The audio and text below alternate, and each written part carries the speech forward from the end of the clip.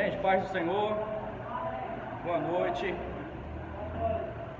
Vamos lá para a disciplina desse mês, é apologética cristã. O que vocês entenderam aí por apologética?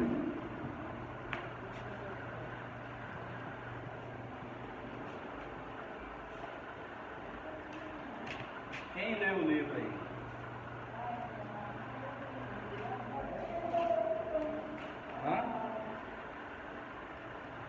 Quando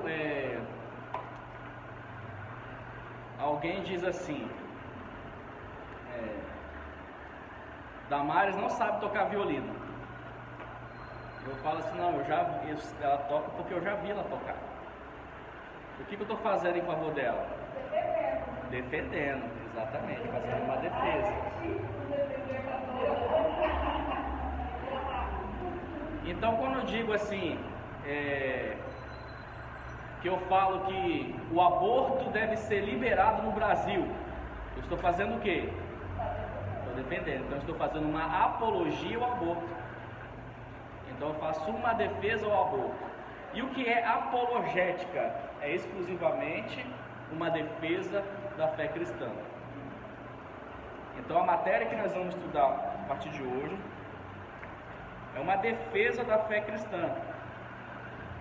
E ao longo dos anos, ou dos séculos, tivemos alguns apologetas, alguns homens que se levantaram no decorrer da história, defendendo o cristianismo ou o evangelho de diferentes formas. Não só a perseguição política pelo Império Romano, não também só pela perseguição religiosa por parte da Igreja Católica, mas a defesa mesmo dentro da própria Igreja, que foi o ataque das heresias, dos falsos ensinos, que exigia de que homens e mulheres defendessem o que a gente não chama de doutrina, mas a sã doutrina, que foi dita por Paulo. O que é a sã doutrina? A verdadeira doutrina.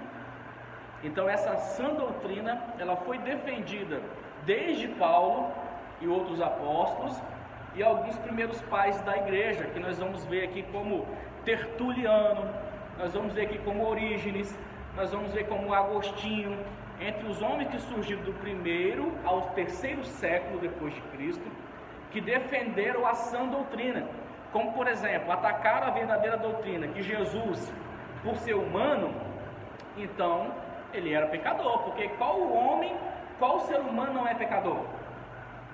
Se Jesus de fato era homem, ser humano, então ele era pecador, porque a carne é má. Então essa doutrina surgiu no primeiro século, tentaram dividir a igreja, tentaram então afetar a igreja de alguma forma, dizendo que a sã doutrina não era verdadeira. Então Paulo, no primeiro século, principalmente na igreja que estava em Colossos, ele rebateu essa doutrina do agnosticismo, que dizia que Cristo não era Deus porque ele nasceu de forma humana. Então Paulo combate isso dizendo que não, que Cristo, 100% Deus, nele não havia mancha, mácula e nem pecado. Então essa defesa do evangelho não é só com respeito ao mundo, o mundo que nos odeia, as outras religiões que também são contra, mas também as falsas doutrinas que surgem no nosso meio. E quais são as falsas doutrinas de hoje em dia? São chamados sincretismo religioso. O sincretismo religioso é quando a gente pega coisas, doutrinas, ensinos de outras religiões e a gente mistura no nosso meio. Quais são os maiores exemplos de sincretismo religioso? A água ungida, o sal grosso, rosa vermelha, entretanto, o tapete de fogo. Então a gente traz coisas de outras religiões. Isso surgiu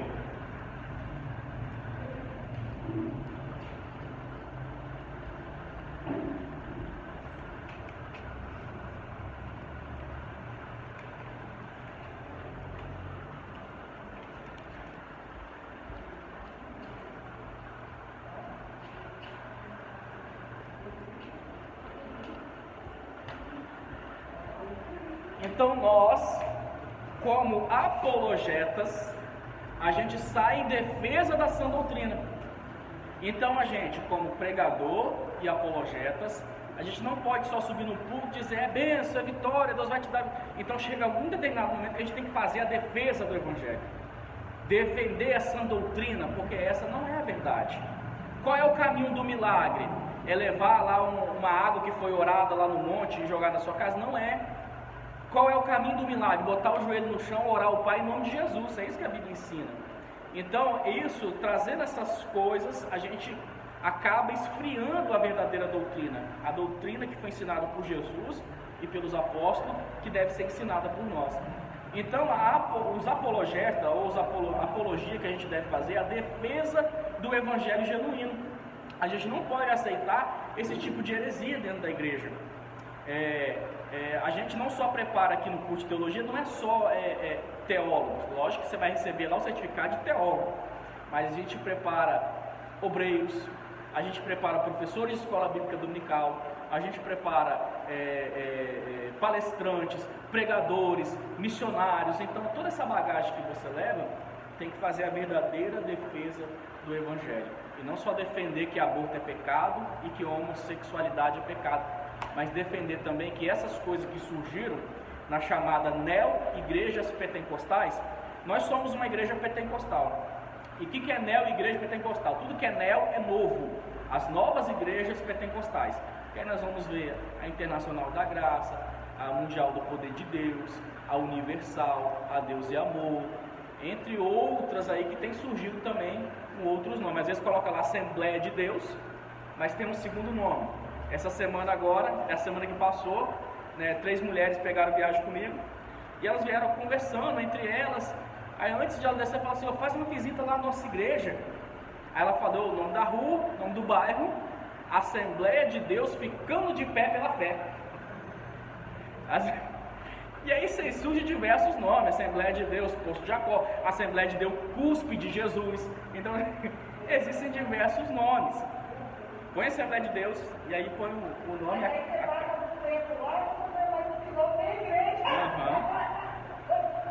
São movimentos que têm surgido sem critérios.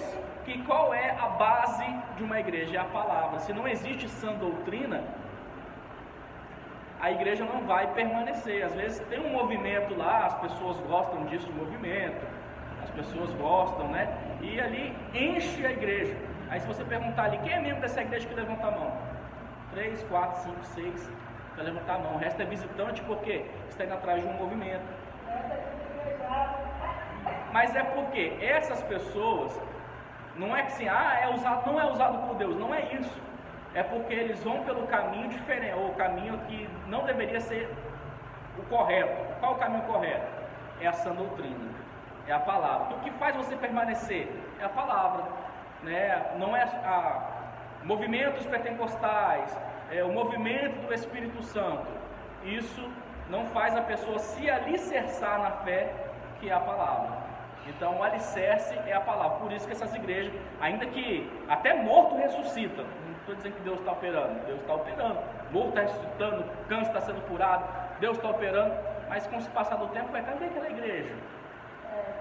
Porque não tem um alicerce. É uma casa, imagina você construir uma casa sem estrutura. Cai porque não tem coluna, não tem alicerce. Teve um bairro que eu morava lá, Cristóvão Colombo. Teve um camarada lá que construiu 3 casas, uma em cima da outra, sem coluna. Não abriu sapata, não fez coluna, nem nada.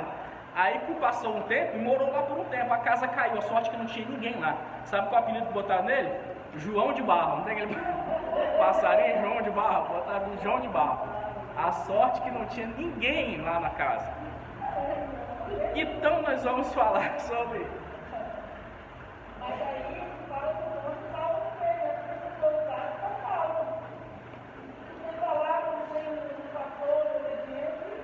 Então assim, dentro da apologética, que nós estamos estudando hoje, não basta o simples conhecimento, não basta também, não basta o simples também relacionamento intenso, é necessário o conhecimento e a defesa daquilo que nós cremos. Assim um dia te perguntarem, por exemplo, e aí, você é a favor da homossexualidade? Aí porque está no meio das pessoas, né, eu acho que as pessoas, né, têm um livre-arbítrio de escolher o que quer. Ou você vai dizer que é pecado? Não, sabe como é que é, as pessoas é o que é, né? Ou a gente vai defender o que a gente crê? Eu tenho que defender o que eu creio, o que eu acredito, o que eu penso. Ainda que a maioria, os não cristãos, pensem que é o contrário. Se a gente se calar, dizia, se eu não me engano, acho que foi Carlos Spurgeon, não me lembro se foi Carlos Spurgeon, no final quem sabe eu lembro, né? Ele teve uma frase que a gente fica a pensar: o que me incomoda não é a fala dos maus, mas o silêncio dos bons. E às vezes quando a gente ouve certas coisas, e a gente, não, deixa isso pra lá, não quero me envolver. Mas aí que a gente, vamos ver que no decorrer da história, levantaram-se homens que não se silenciaram. E foi por causa desses homens que a gente chegou até aqui. Imagine se esses homens, como eu disse aqui, Tertuliano, Irineu, entre tantos outros que surgiram no decorrer da história, até chegar Lutero, que sozinho confrontou um sistema todo. Nós não estávamos aqui hoje.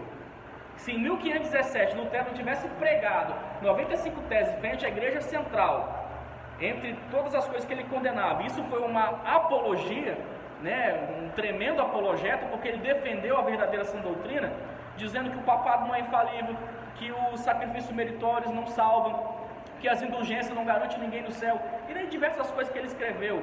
E aquilo que foi o divisor de água para surgir o chamado protestantismo, que a gente chama hoje dos evangélicos. Se não fosse isso, onde nós estaríamos agora? Então, se a gente não se levanta e não fala, a gente não se levanta, não se posiciona, a gente não se levanta e não defende o evangelho, aonde a gente vai parar? Vão acabar nos silenciando. Aí vão introduzir ideologia de gênero na escola, o menino podendo ir no banheiro de menina, a professora na sala de aula falando que menino ser menina é normal, que menina ser menina é normal, que menino pintar a unha é normal, que menino beijar menina é normal. Então é assim que vai ser as nossas gerações, se a gente não se posiciona, a gente não fala. Então nós vamos ver aqui sobre a questão da apologética. Primeiro, o conceito, o que é apologética? Roque Andrade, em seu livro Superioridade da Religião Cristã, afirma: a apologética vem a ser um conjunto de noções pelas quais se pode empenhar alguém na tarefa de articular qualquer defesa nacional. O cristianismo sempre contou com excelentes apologistas, principalmente no discurso do primeiro século, desde o seu surgimento na história universal. A apologia vem do grego apologeomai, que significa falar em defesa, resposta, apologia, discurso como defesa e resposta. Então, quando eu falo que eu faço uma apologia, eu faço uma defesa. A palavra empregada em 1 Pedro, capítulo 3, versículo 15, com respeito à defesa ou resposta que o cristão sempre deve estar pronto a dar aos de fora e aos oponentes com respeito à sua esperança. Pedro chega a dizer, né, que devemos sempre estar pronto a responder sobre Cristo, a esperança da glória. Sempre devemos estar prontos, nunca titubear. Não me coloca nessa polêmica não. Não, gente, eu penso. E se eu pensar diferente, isso não é errado. Isso não é errado. Se eu falar assim, e a ideologia de gênero? Não tem comprovação científica. Deus fez macho e fêmea. Geneticamente só existe feminino e masculino. XY e XX. 46 cromossomos. Não existe a possibilidade de forma genética ou pela criação de Deus, que eles negam que Deus criou homem e mulher. Não existe o meio sexo. Não existe a homossexualidade. A homossexualidade é opção da pessoa. Não existe por determinação genética, mas simplesmente por ser opcional. Mas as crianças que já cresceram com aquela inclinação para a homossexualidade, convívio social, a personalidade e características do ser humano são formadas através do seu convívio social. Se o menino, ele sempre lá a sua interação é sempre com a mãe, é sempre com a priminha, vai acontecer que ele vai querer lá brincar também com a boneca, querer brincar também de casinha. Se o pai não chegar junto, Zé Marco, dá uma bola, dá uma bicicleta, vai lá, cai, machuca o joelho, é assim mesmo, menino, levanta. Ele vai se inclinar para essas coisas, isso é convívio social. Ah, nasceu assim. Ninguém nasce homossexual, nasce homem ou nasce mulher.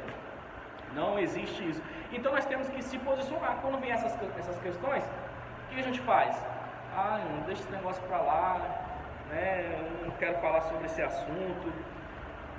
Apologética, enquanto a palavra apologia significa defesa, na verdade o que? Enquanto a palavra apologética e não apologia. Apologia a gente viu em cima que é defesa, enquanto a palavra apologética significa defesa específica da fé cristã. Apologética é o deslindar e apresentar de argumentos intelectuais, científicos, filosóficos que podem subjazer tal apologia. Então você vê que a apologética ou apologia à fé cristã, ela não só se baseia nas escrituras, mas ela se baseia em outros ramos da ciência. Lembra que lá atrás eu venho falando, quando a gente prepara um sermão, falar nisso eu tenho a intenção de voltar, da gente fazer a palavra introdutória aqui no nosso curso, né? Nós temos pessoas novas, né? E eu quero passar para vocês a forma técnica, não espiritual, não deixa a gente pregar, mas a forma técnica, conforme o curso teológico ensina, como preparar um sermão, como preparar uma mensagem. E aí eu ensino num dia e no outro já tem a oportunidade para você dar uma palavra introdutória ao nosso curso. Mas para isso a gente precisa chegar às 7h30, porque senão a gente não tem tempo, né, para a gente dar essa palavra introdutória. Então começando às 7h30, 5 minutinhos no máximo, uma palavra introdutória, de forma técnica. Aí eu vou explicar para vocês, que os mais antigos já sabem até como é que funciona, 2 formas da gente preparar um sermão expositivo, que é o sermão mais fácil de pregar. Simples e fácil, né, Zé Mário? Simples e fácil. Você aprendeu a técnica, você nunca vai esquecer na sua vida, né, Damares? Damares outro dia pregou uma mensagem aqui expositivamente perfeita, né? Muito boa. Aí você, quando você está lá, você vai, aprender, né, Damares? Aí a gente fica feliz, né, Zé Mário? Tá levando a sério o negócio. Então a gente acha, mas será que um dia eu vou aprender a pregar? Pregar é técnica, gente. É técnica. Você precisa simplesmente usar técnica. Você usando a técnica, aí o mover do Espírito é fácil, porque ele quer usar. Agora, se você conciliar a técnica e a ação do Espírito, você vai ver que o negócio vai fluir. Então vamos lá continuar. Então nós vamos... Existem 4 áreas do saber. Alguém sabe dizer quais são? De todas as áreas que existem do saber, 4: científica,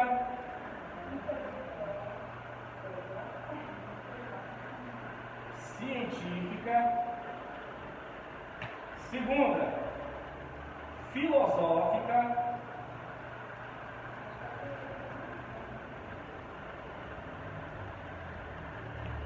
teológica,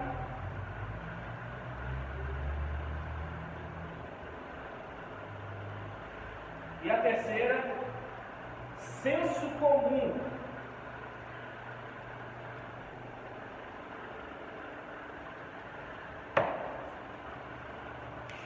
Quatro áreas do saber. Toda a ciência está aqui, científica. Português, matemática, tudo que você imaginar cientificamente está aqui. Filosófica, nós vamos ver nesse livro sobre a questão do conhecimento filosófico, a filosofia, que ela vai procurar entender o significado da vida e das coisas que nos rodeiam.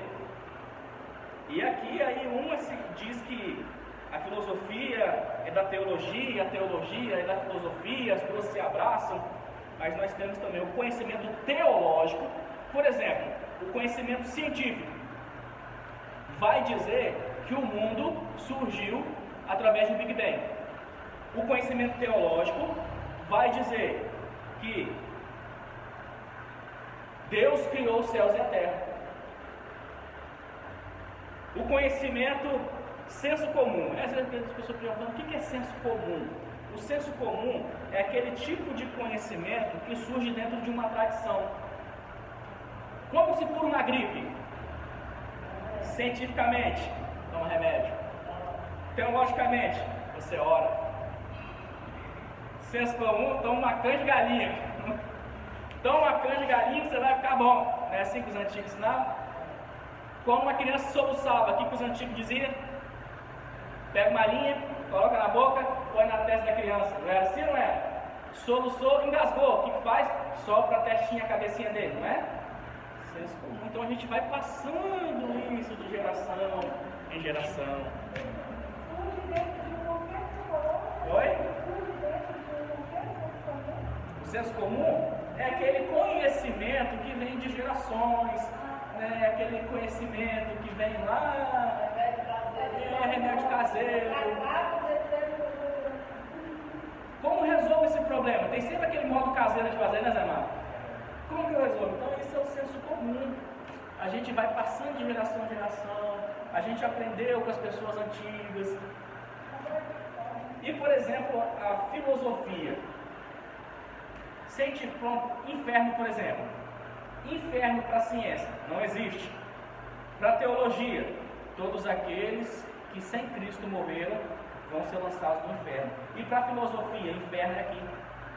Sabe aquele ditado que você fala assim: nossa, minha vida está um inferno, esse mundo é um inferno? Ou seja, não passa de sentido figurado. Se você está passando aquela vida que nada dá certo, a minha vida é um inferno. Então, para a filosofia, é um sentido figurado. E o senso comum, não sei nem dizer o que as pessoas dizem o que é inferno. O que é inferno? Ah, sei lá o que é inferno. Também não sei dizer. Não, até eu acho que inferno, eles dizem que inferno está embaixo da terra, né? Onde que é o inferno?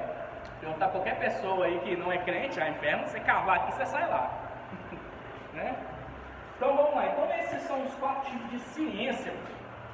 E quando a gente fala que a gente é um apologeta, é de uma forma resumida do que a lição de hoje vai dizer, tá? A gente pode usar também, porque aqui, algumas vezes elas se confrontam, mas algumas vezes elas se abraçam.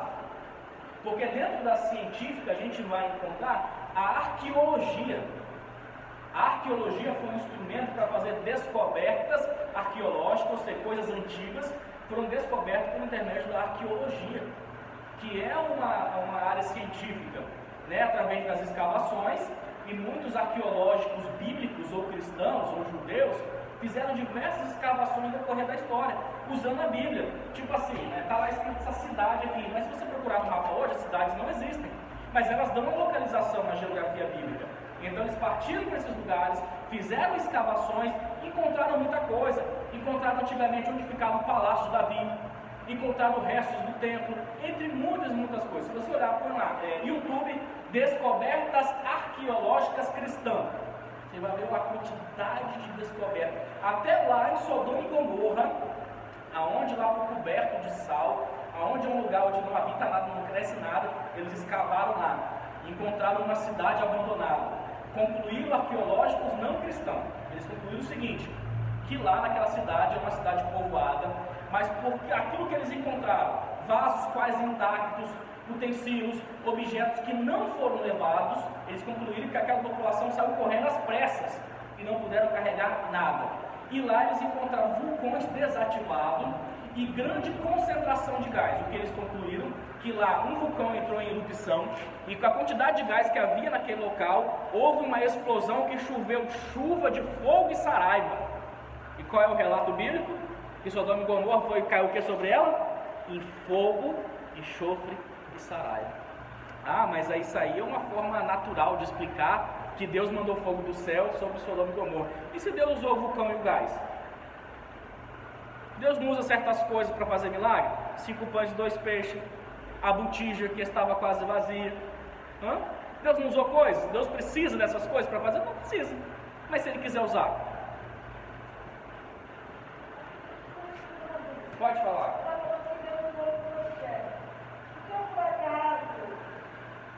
Pegar uma água, dentro do ar, alguém enfermo, eu não posso fazer essa coisa, você não pode fazer por base de fé. Vou fazer uma campanha da água. Mas se você tiver fé e você crer e orar sobre um copo, diz essa pessoa, leva lá que ela vai ser curada. Tenha convicção também do que você está fazendo. Sim, e leva a pessoa a ser curada, eu acredito que isso aconteça. Sim.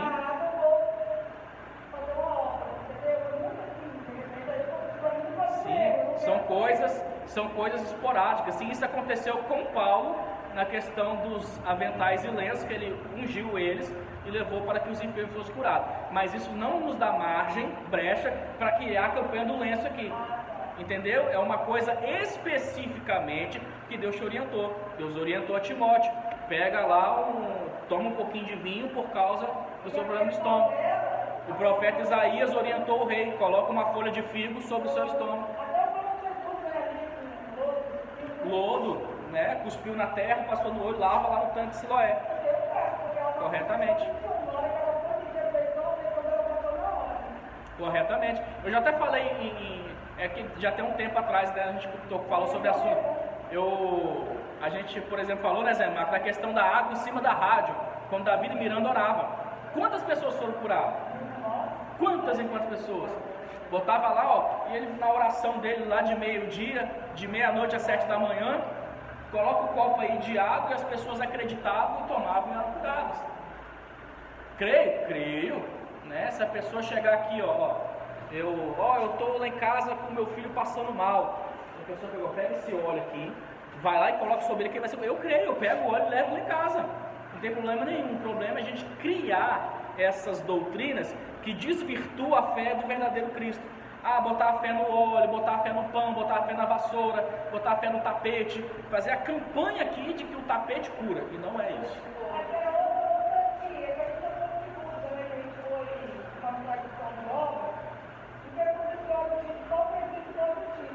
Oi? Exatamente. E uma coisa que às vezes acha que o óleo vai fazer a cura sozinho, na verdade não é. A Escritura fala que deve-se ungir com óleo e a oração da fé salvará o doente. Então, o que é o objeto que vai realizar a cura? É a oração. Não simplesmente eu vou passar o óleo aqui e vai acontecer a cura. Sem fé e sem oração, o óleo não vai fazer o trabalho sozinho. Então vamos lá, vamos continuar. De fato, o cristianismo resistiu a fortes perseguições doutrinárias, desvios teológicos, não só por parte do mundo apologético religioso, mas também pela ação dos movimentos pseudo-cristãos. Alguém faz ideia do que é pseudo?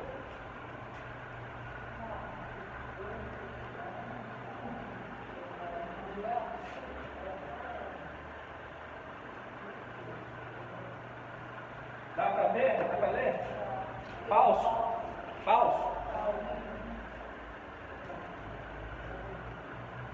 O movimento falso cristão, porque usou de forma correta e coerente a defesa da fé. A reforma protestante é um exemplo. Sua base para o retorno à Escritura foi a apologética, ou seja, aquilo que eu também já falei aqui agora, né?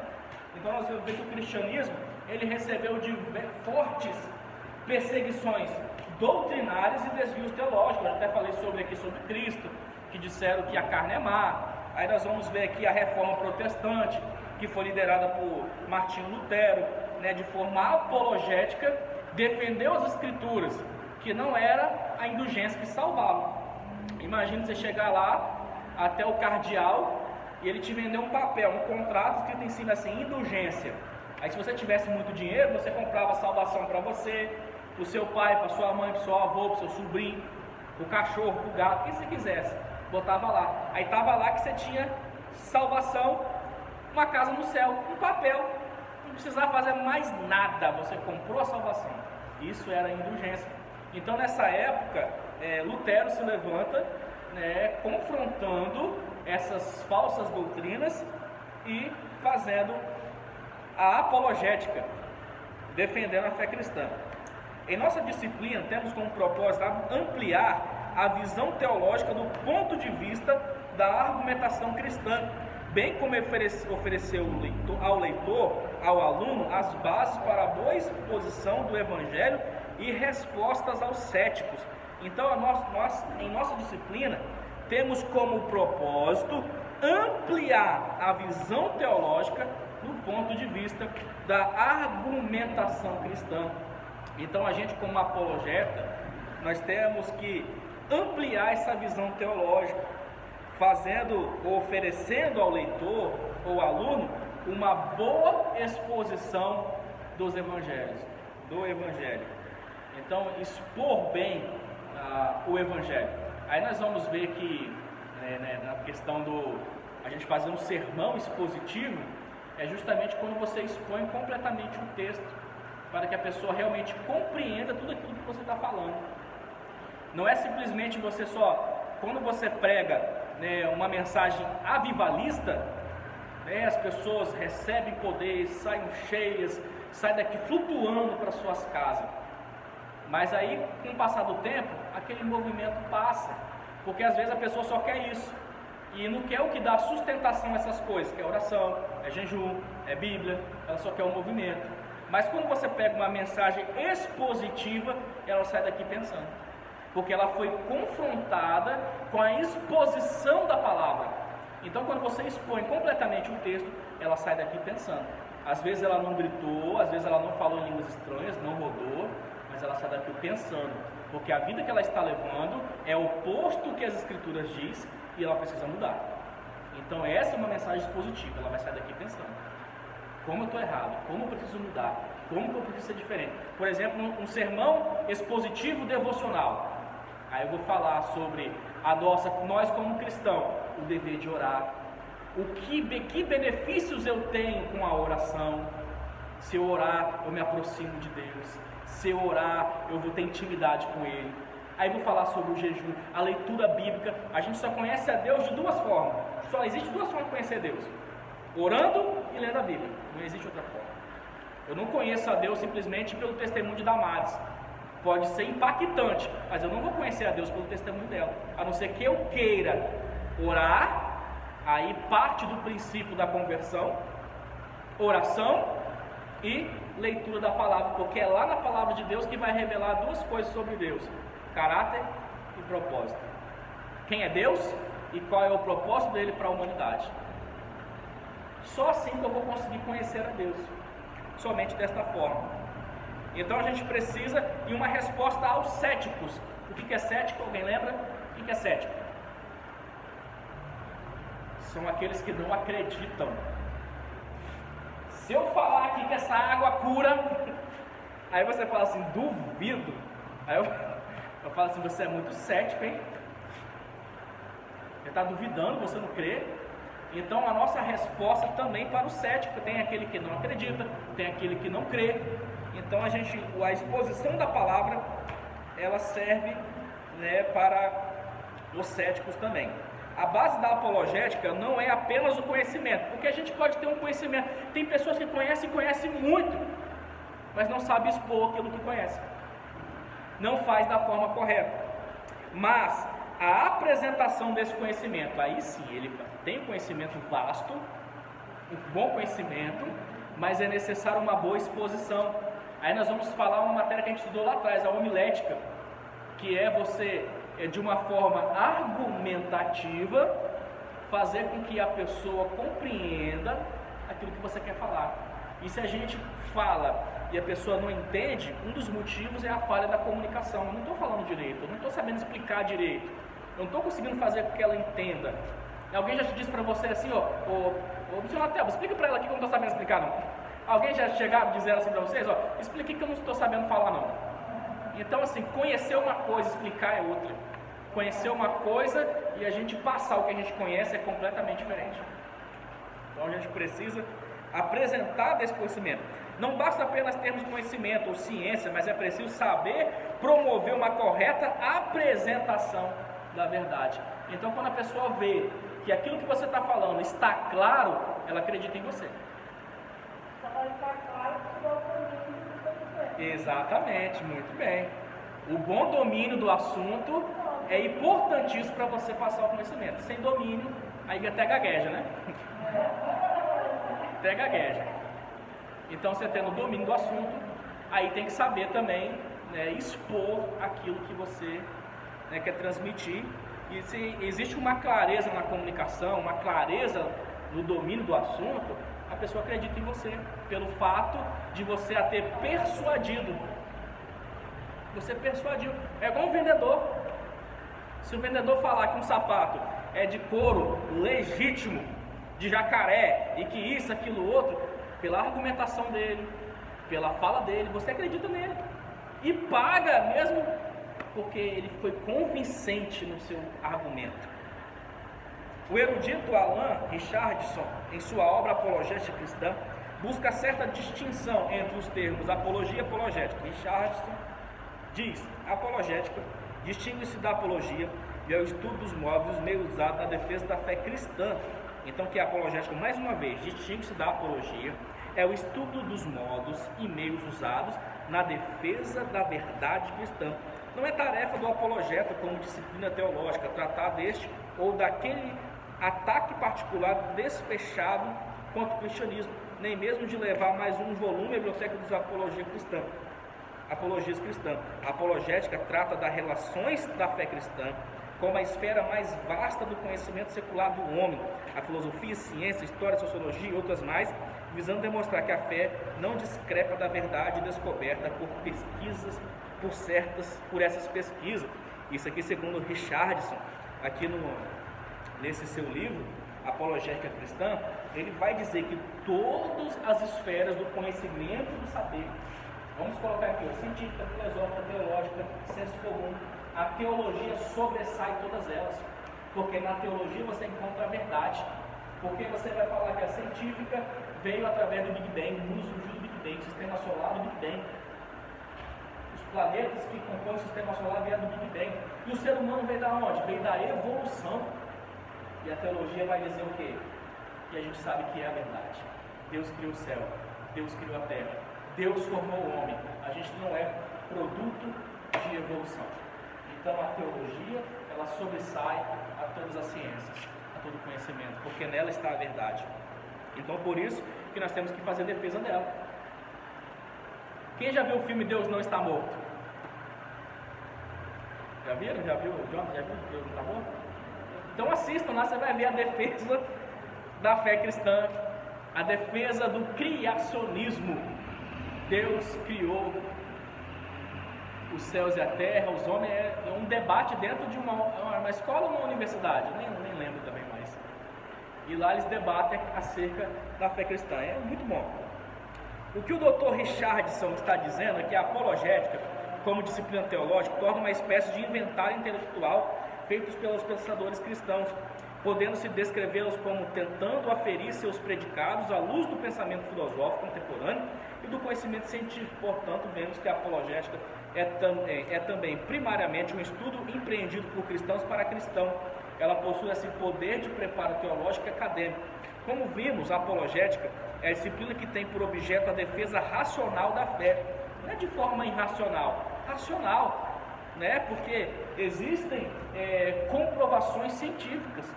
Jesus, é comprovado que ele veio a esse mundo? É comprovado. Arqueologicamente, vamos dizer, se eu não me engano, a carta aos Hebreus vai dizer que cerca de 500 testemunhas oculares viram Jesus vivo, né? Nós temos lá o histórico, né? As comprovações de que realmente, de fato, Jesus viveu nessa terra. O sepulcro está lá, não tem ninguém, a placa está lá, não está aqui, ressuscitou. Jesus ressurgiu no terceiro dia. Então não é simplesmente uma forma, né, de pensamento, mas existe comprovações. Como vimos, a apologética é a disciplina que tem por objeto a defesa racional da fé. Mas que isso, os textos apologéticos constituíram as bases para os fundamentos da fé cristã, embasadas nos evangelhos de Cristo. Portanto, dos conceitos definidos, usados na teologia, todos possuem como raiz o trabalho dos defensores da fé. Os apologistas, né, ou no caso apologetas, os primeiros cristãos que empregaram suas habilidades literárias em defesa do cristianismo perante até mesmo a perseguição do Estado, a partir do século II. Foram chamados de apologistas, né, ou apologestas. Né? Depois, no primeiro século, João morre no final do primeiro século, porque tudo indica por morte natural. João que escreveu o Apocalipse, o Evangelho de João e as 3 cartas, primeira, segunda, terceira carta de João. E ali após a morte de João, não se levantou mais apóstolos, não existe apóstolos, o que existe hoje são falsos, tá? Porque qual eram as características dos apóstolos daquela época? Ter visto Jesus com os seus olhos e ter sido chamado diretamente por ele. Esses 2 pontos não é possível no dia de hoje. Então, após a morte dos apóstolos, nós tivemos alguns homens que foram discípulos direto dos apóstolos, e eles não foram chamados de apóstolos, mas foram chamados de pais ou apologetas. Não foram chamados, claro que tinham o primeiro nome, pastor, bispo, mas eram chamados de pais. Dentro de uma matéria, vocês não estudam ela aqui, se chama patrística, fala-se desses primeiros pais da igreja, como alguns que eu citei aqui, Irineu, Tertuliano, Orígenes, Agostinho, entre vários que surgiram entre o segundo e o terceiro século, que nessa época a igreja, após a morte dos apóstolos, houve um tremendo ataque à fé cristã, sobre falsas doutrinas, heresias, homens que queriam dominar o rebanho, e com isso esses homens surgiram em defesa da fé, não só pregando e falando, mas com literaturas. Escreveram livros, escreveram cartas que foram destinados a determinadas igrejas em defesa da fé cristã. Então, a partir do segundo século, começaram a surgir os apologistas.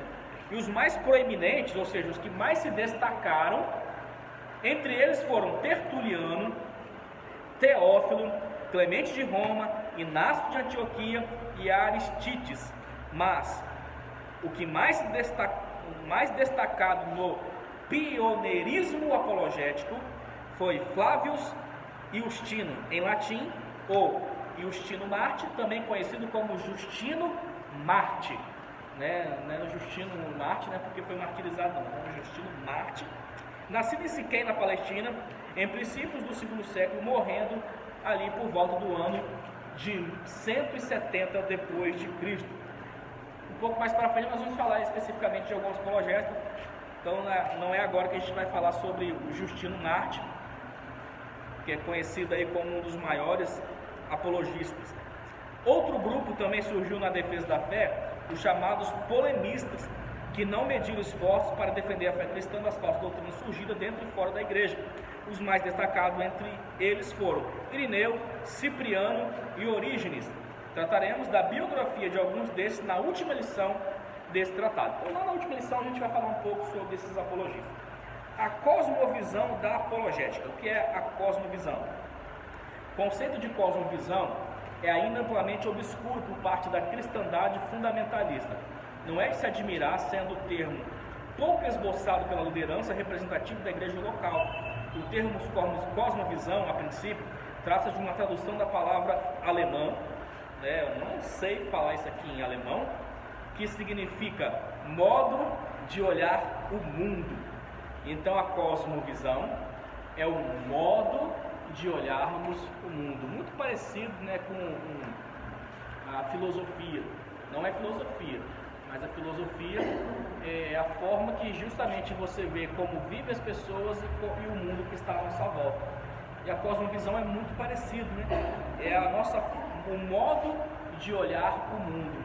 E como funciona esse modo de olhar o mundo? O modo de olhar o mundo é a forma que é o objeto que a gente usa para enxergá-lo. Como assim, Renato? Por exemplo, uma pessoa que não enxerga muito bem, ruim de vista, né? Irmã Maria José, tirou o óculos, o que você vê, irmã Maria José? Então é uma maneira de ver as coisas que estão à sua volta. Colocou o óculos, é uma outra maneira de você ver o mundo. De uma forma figurativa, se a gente olhar o mundo de uma forma religiosa, a gente vai ver uma coisa. No conceito do cristianismo, no conceito do evangelho, como que a gente vê o mundo? A gente vê um mundo perdido, a gente vê um mundo que jaz do maligno, a gente vê um mundo que precisa de Jesus. A gente vê desta forma, de uma forma religiosa, a forma de Cristo. E como que se vê de uma forma científica? Se a gente botar o óculos da ciência, vamos tirar o óculos da religião, vamos botar o óculos da ciência, a gente vai ver o mundo de uma forma diferente, né? Simplesmente uma forma humana, que nós temos aqui um mundo que foi feito, um homem que por algum acaso surgiu para o ser humano, e que foi dado ao ser humano, e que de gerações em gerações vai vivê-lo sobre este mundo. Temos recursos naturais que são esgotáveis, que o ser humano tem destruído e que um dia pode fazer falta, e que talvez um dia a população venha assumir por se esgotar esses recursos naturais que não são renováveis, que o homem vem destruindo pela sua ganância, por interesses mesquinhos. Ele destrói, devasta a natureza, e um dia vai fazer falta para ele. Pelo seu bem-estar e prazer, a humanidade cresceu e destruiu, e vem destruindo os recursos naturais. Aí entra a questão do efeito estufa. Aí nós vamos falar sobre o problema da emissão do gás carbônico, o dióxido de carbono, que acaba causando um efeito estufa, que acaba causando buraco na camada de ozônio, que lá para 2050 alguma coisa, será impossível o ser humano viver na Terra, entre tantas e tantas coisas. Então depende da cosmovisão, ou depende do óculos, usando o exemplo do óculos, que a gente coloca, a gente vai enxergar um mundo diferente. Dentro de uma cosmovisão. É a forma, ou no caso, o modo de olhar o mundo. E a gente é guiado por algumas diretrizes religiosas, científicas, filosóficas. Depende daquilo que a gente coloca. Você pegar o óculos da irmã Maria José lá, pintar de azul, com um azul clarinho, né? Você vai ver o que? O mundo azul. Se pintar ali de vermelho, você vai ver o mundo vermelho. Então depende, aí nós falamos agora de ponto de vista. O ponto de vista, ou a concepção, eu lembrei desse nome aqui, né? Domingo eu fui pregar numa igreja, aí o pastor falou assim: Renato, tem um venezuelano aqui na igreja, ele não está entendendo nada do culto, né? Se você puder ali falar com ele alguma coisa, você fala. Falar o que com ele? Né? Olha, não tem um tradutor aí não? Aí eu assumi e falei: tem um venezuelano aqui na igreja. Aí ele falou assim: é um rapaz ali. Aí eu perguntei para ele: qual é esse teu nome? Aí ele falou: Luiz, bem-vindo, La Paz, de Deus, hermano. Amém. Foi só isso que eu sabia falar também. Aí, pelo menos, foi cumprimentado na igreja, né? E alguém falou com ele na igreja, para não dizer assim, né? Um venezuelano, então ninguém falou comigo, não. Alguém falou com ele na igreja. Alguém se comunicou com ele na igreja, nem que seja por um pouco. Então, de acordo com Albert Halster, esse termo tem a vantagem de ser claramente distinto de filosofia, ao menos de uso alemão, e de ser menos enfadonho do que a fase visão do mundo e da vida. Em poucas palavras, é o conjunto de suposições e crenças que utilizamos para interpretar e formar opiniões acerca da humanidade. Ou seja, entendeu a questão do óculos? Depende do óculos que você vê, é a forma que o óculos que você coloca é a forma que você vai ver o mundo. Então, em poucas palavras, o que é a cosmovisão? É um conjunto de suposições e crenças que utilizamos para interpretar e formar opiniões acerca da nossa humanidade, propósito da vida, deveres no mundo, responsabilidade com a família, interpretação de verdade e questões sociais.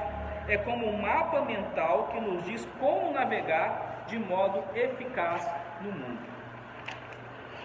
Cosmovisão na erudição apologética. O teólogo apologista Norman Geisler nos dá outra interpretação em que a cosmovisão é semelhante a uma lente intelectual através da qual enxergamos o mundo. O exemplo que eu dei agora do óculos. Se alguém olhar atrás, se alguém olhar através de um óculos, uma lente vermelha, o mundo lhe parece vermelho. Se o indivíduo olhar através de uma lente azul, o mundo lhe parece azul. Então esse ponto de vista, o que é o mundo, o que significa o mundo das pessoas, depende da lente que você coloca, do óculos que você coloca. É você olhar no ponto de vista da pessoa. Um exemplo que eu já dei aqui, por exemplo, se eu escrever o número 6 aqui, que número que é para vocês? 9. Tá uma piada, né? Se eu botar o 6 aqui, que número é para vocês? 9. Aí a missionária vai dizer 9, eu vou dizer 6. Ela, 9, 6. Vai ficar no embate aqui. Mas se ela disser para mim assim, Renato, olha do meu ponto de vista. Aí eu vou lá. Como é que você tem razão? Então assim, olha do meu ponto de vista. Aí vai assim, então existem duas verdades. Então a gente depende da lente que a gente coloca, né? E às vezes a gente e tem pessoas que e eu acho isso chato nas pessoas. Tem pessoas que acham que só existe um modo de fazer as coisas, uma maneira de fazer as coisas. E se você não faz do jeito dela, né? Acabou o mundo para ela, né? Uma vez aconteceu, acho que foi aqui na igreja que eu vi isso. Não sei se foi aqui na igreja. Uma mãe pegou uma criança que tinha feito as necessidades fisiológicas e pegou ali um lenço umedecido, coisa comum dos dias de hoje, né? Um lenço foi limpar. Uma senhora viu de idade, olhou aquilo, não é assim que se faz, não tomou a criança da mão da mãe e foi lá lavar no tanque, porque não, fez isso aqui, tem que lavar, porque assim, naquela época não existia um lenço umedecido, então você aprendeu que é assim, tem que ser assim a vida inteira. Aí eu vou contar aqui uma história, mais uma história de 751. O pastor foi fazer uma visita, Zé Marco, na casa de um casal, e lá elas fizeram naquele dia um frango assado. E aquele frango assado, quando foi colocado sobre a mesa, estava cortadas as asas e as coxas. Estava cortado e estava ali, né? Só que estava cortado, não estava inteiro. E eles comeram aquele frango assado. E o pastor perguntou assim, mas irmã, que frango assado gostoso. Qual é o segredo desse frango assado? Como que a senhora faz esse frango assado assim tão gostoso? Né? E deu para ver aqui que foi cortado as asas e a coxa. Ela falou assim, eu não sei o segredo não, eu aprendi com a minha mãe. Aí foi lá perguntar para a mãe como é que era o segredo. Aí a mãe falou assim, eu aprendi com a minha mãe, no caso a avó dela. Aí foram perguntar para a avó, nessa história existia a bisavó. Aí foram lá, perguntaram para a avó não, eu aprendi com a minha mãe, no caso a bisavó. Aí foram perguntar a bisavó, aí perguntaram, aí o senso comum, aí foram perguntar a bisavó. Aí perguntaram assim, por que esse frango é tão gostoso, e essa forma de cortar o frango que vem as asas e a coxa separada? Ela falou, não tem segredo nenhum não, é porque naquela época o forno era tão pequeno que só cabia cortando as asas e a coxa. Não tinha segredo. O segredo de cortar as asas e a coxa é porque o forno era pequeno e só cabia o frango inteiro desse jeito. Então assim, o que se aprende às vezes lá atrás, por exemplo, que o Zé Marco, que é vivido, tem muita história, e às vezes o que ele viveu lá atrás, os seus filhos, seu neto nunca vão viver. Já ouviu aquele ditado que diz assim, o calçado que serve em Chico, às vezes não vai servir em Francisco? É porque a história que ele viveu, às vezes, o filho ou o neto não vai viver. E aí depende do ponto de vista, da forma, aí nós vamos falar da pós-modernidade um pouquinho mais para frente. Então lá, o vovô e a vovó tinha uma forma de lidar com gripe, uma forma de lidar com soluço, quando a criança lá fazia lá as necessidades fisiológicas, lavava lá na água com sabonete. Hoje já se usa o lenço.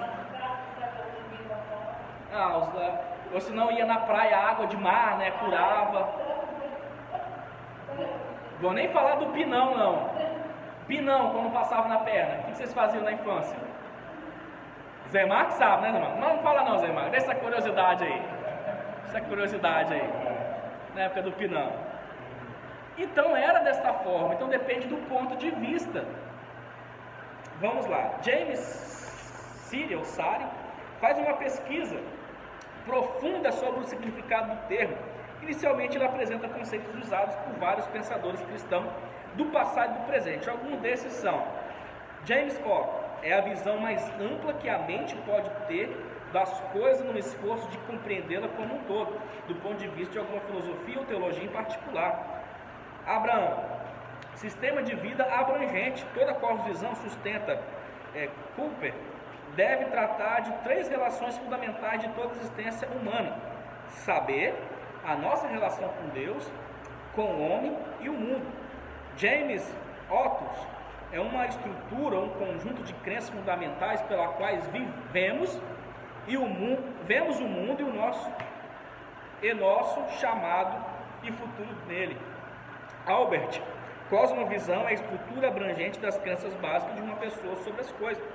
David, cosmovisão na perspectiva cristã implica que os seres humanos são imagem e semelhança de Deus e estão ancorados e integrados no coração como a esfera subjetiva da consciência que é decisiva para moldar uma visão de vida e cumprir aquela função tipicamente atribuída à noção de... Isso aqui é um nome alemão, não sei como é que lê. Então esse aqui já foi, o David já foi mais crente, né? Botou dentro realmente daquilo que acredita ser dentro da cristandade. Página 11, a cosmovisão cristã da pós-modernidade. O que é pós-modernidade? De acordo com sociólogos, a pós-modernidade é um conceito da sociologia histórica que designa a condição sociocultural e estética prevalente no capitalismo após a queda do Muro de Berlim em 1989. O colapso da União Soviética e a crise das ideologias nas sociedades ocidentais no final do século XX, com a dissolução da referência à razão como uma garantia de possibilidade de compreensão do mundo através de esquemas totalizantes. O uso do termo se tornou corrente, embora haja controvérsia com seu significado e a sua pertinência. Segundo a enciclopédia Laurice Cultural, é um ponto de vista teórico que se opõe e transcende ao modernismo. Fazendo uma aplicação nos dias de hoje, a pós-modernidade está em todos os lugares. Em todos os lugares, a pós-modernidade chegou. Até mesmo, por exemplo, dentro de igrejas, como por exemplo, cultos online. Quem se ouvia falar de cultos online na década de 80 e 90, Zé Marcos? Me fala aí. Primeiro, que nessa época ter televisão dentro de casa já era trazer o anticristo para dentro de casa. Podia, Zé Marcos? Não podia. E hoje nós estamos vivendo uma pós-modernidade. Nós temos um aparelho desse tamanhozinho assim, que é um computador na sua mão, que você consegue aproximar pessoas que estão lá no Japão. Você faz lá uma chamada de vídeo e você vê lá ao vivo a pessoa do outro lado e a pessoa ali vai falar contigo. Então a pós-modernidade não é só em questões de objetos, crença e questões científicas, como por exemplo a ideologia de gênero, ou pais homoafetivos ou homossexuais adotarem criança, é coisa da pós-modernidade. Não existe estudos específicos, por exemplo, o que diz, qual tipo de formação terá uma criança dessa. Não existe estudos ainda, né? Isso até uma coisa que outro dia eu estava até conversando com um pastor que formou recentemente como psicólogo.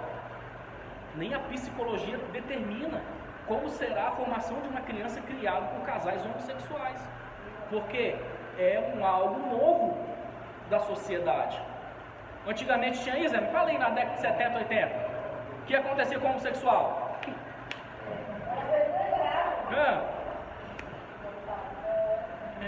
Depois que o primeiro saiu do armário, todo mundo saiu, né?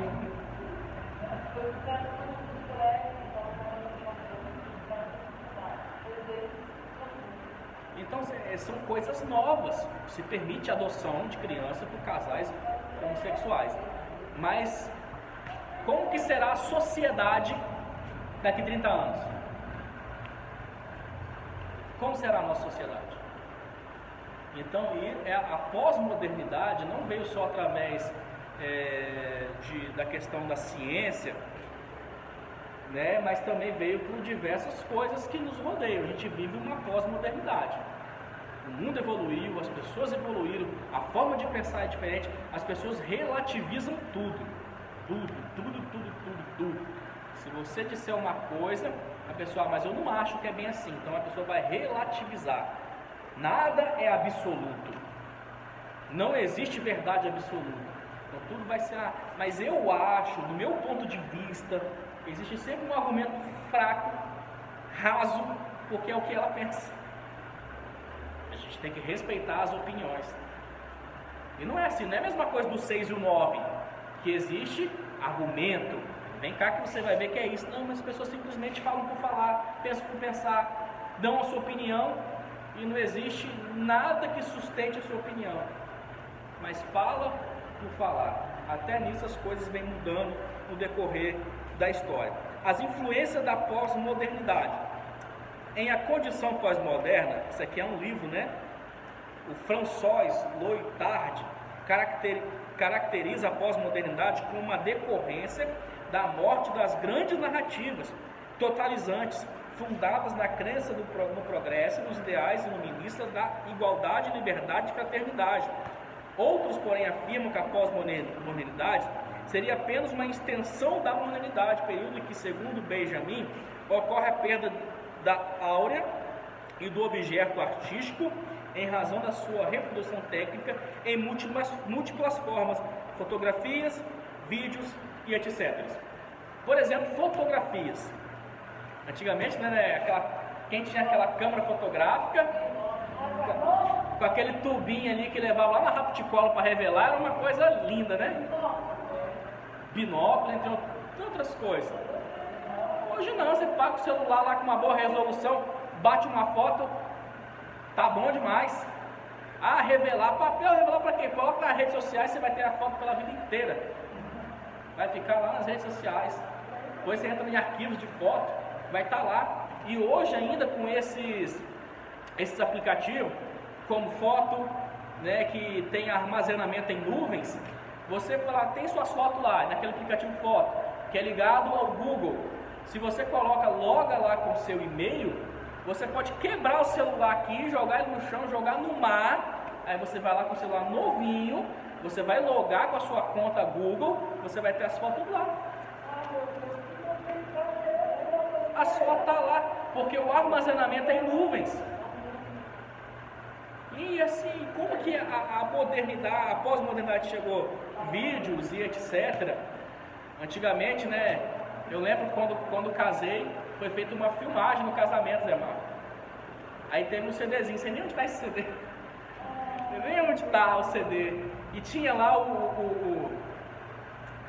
a gente chamava ele como? Calango, né? O Del Calango.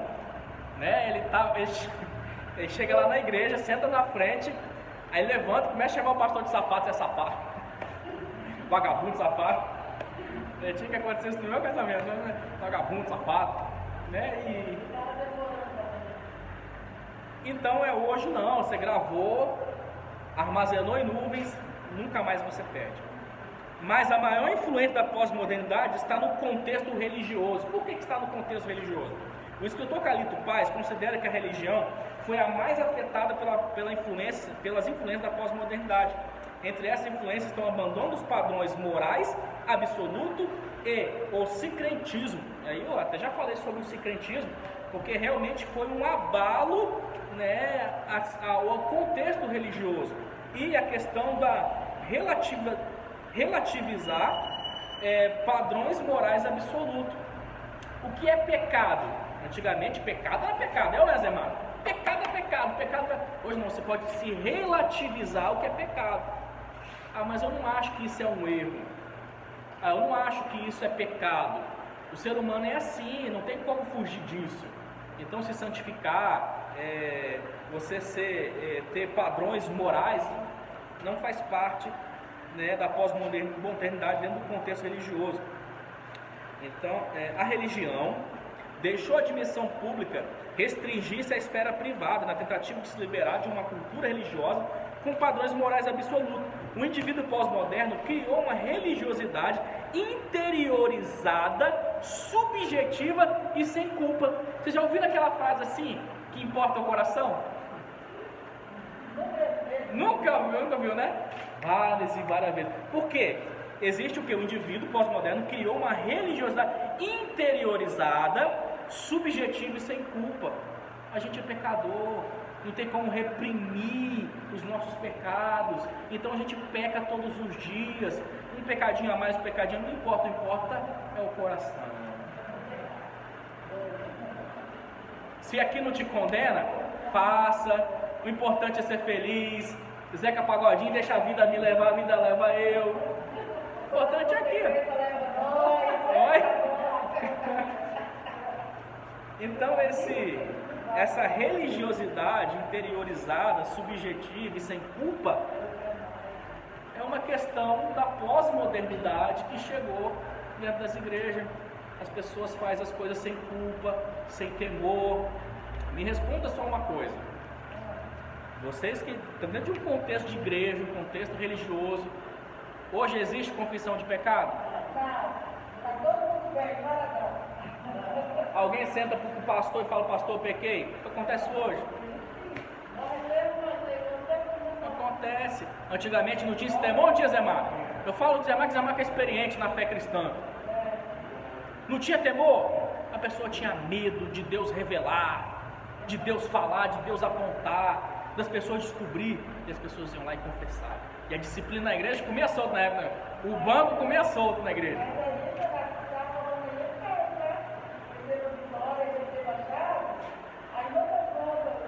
O pecado, a vida da pessoa. Exatamente. O alicerce que é a palavra. Nós temos que ter esse alicerce que é a palavra de Deus.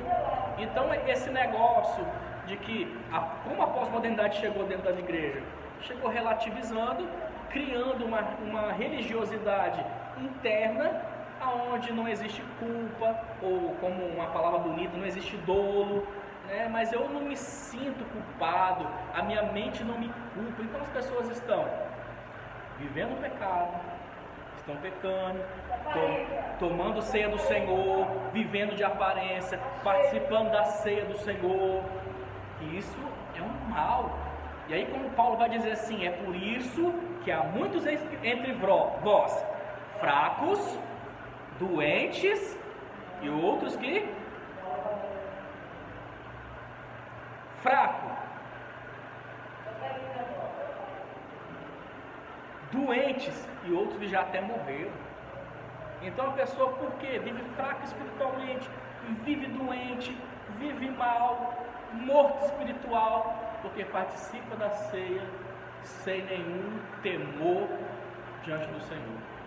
Então essa pós-modernidade, infelizmente, tem acabado com os nossos cultos.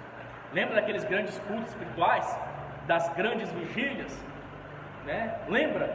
Isso eu lembro muito quando era adolescente, quantas e quantas vezes, as vigílias, os montes nas madrugadas, lá no monte do Mochuara, uma vez que 2 dias naquele Mochuara. E hoje você vê o jovem querendo o que, Zé Mário? Querendo jogar Free Fire, querendo só saber de videogame, querendo só saber de jogos online. O jovem você tem que falar, eu só falo que eu tenho um adolescente dentro de casa lá com 13 anos, tem que mandar ele pra rua, porque quer ficar só assim, ó, jogando, quer jogar, fissurado, quer jogar. Paz ainda afirma que a aversão evangélica da pós-modernidade, a aversão é aquilo que causa repulsa, que nos dá nojo, um sentimento assim desagradável. Evangélica da pós-modernidade, seja neopentecostalismo, eu já disse que o que é neo é novo, o novo pentecostalismo, e os seus ramos congêneres, concorda que isso possui diversos traços de muita continuidade cultural com o catolicismo popular latino-americano, continuidade que muitas vezes desemboca em sincretismo e no reforço de práticas e concepções corporativas, O protestantismo, por sua vez, é a religião da escrita, da educação cívica e racional. Favorece uma cultura política democrática e promove uma demagogia da vontade individual. E com tudo isso que surge, eu já disse sobre o sincretismo, a gente trazer coisas de outros cultos, né, de outras religiões, o catolicismo ainda popular latino-americano. Quando a gente olha o verdadeiro protestantismo, a partir lá de Lutero, em 1517, por sua vez, é a religião da escrita, da educação cívica e racional. Fazermos uma apologia à defesa da fé cristã, à defesa da sã doutrina, e isso quando o verdadeiro protestante, ele incorpora todas essas coisas, porque ele vai fazer como Lutero fez, de forma apologética, defender a fé cristã contra os falsos ensinos, as falsas crenças, contra as heresias. E no meio disso tudo, o que eu acho interessante aqui é que favorece uma cultura política democrática e promove uma pedagogia da vontade individual. Favorece uma cultura política e democrática. Muitos que a gente vê hoje, por exemplo, nas manifestações que acontecem pró-Bolsonaro, já ouviram? Na verdade, a TV aberta não é muito de mostrar essas manifestações. A última, foi a motociata, motoqueiros, de forma democrática, se manifestando a favor não só do presidente, mas muito mais daquilo que ele acredita. Família tradicional, o homem, a mulher e a sua prole, a defesa contra a ideologia de gênero, contra o aborto, a favor da fé cristã, a favor da crença em Deus. Então, quando a gente compara manifestações, para a grande mídia, a gente é antidemocrático. Para a grande mídia, aqueles baderneiros, aqueles que pegaram utensílios da Igreja Católica e enfiaram no ânus, por exemplo, desculpe a palavra, mas isso aconteceu em manifestações desse grupo de esquerda, que está no Código Penal, que é crime usar esses utensílios. Eu esqueci, lembra aí, pastor, quando você pega lá um objeto de uma outra religião e você despreza, quebra, ofende, o que você está fazendo com ele? Na lei é Isso, garoto, menino bom, isso. Fala e repete de novo. Vilipendiar, isso exatamente. Então, o que eles fizeram com esses objetos? Ou como, por exemplo, pegaram uma mulher trans e botaram lá na cruz para dizer que Jesus era gay, Jesus trans.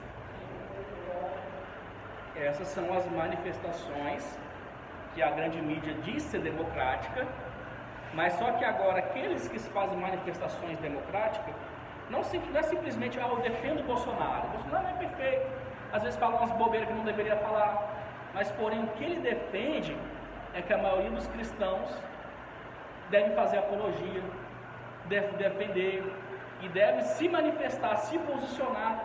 Assim, por que ele é perseguido? Porque ele se posiciona, porque ele defende, é contra o aborto, a favor da família tradicional, contra a ideologia de gênero. Isso ele fala para todo mundo, e a palavra dele não é o jargão, o lema dele é Brasil acima de tudo e Deus acima de tudo. Isso parece que enfurece as pessoas que são contra a família, que são a favor do aborto, a favor de ideologia de gênero, que todas as coisas destroem não só a família, mas é contra a nossa fé cristã. Tudo aquilo que a gente acredita, tudo aquilo que a gente pensa.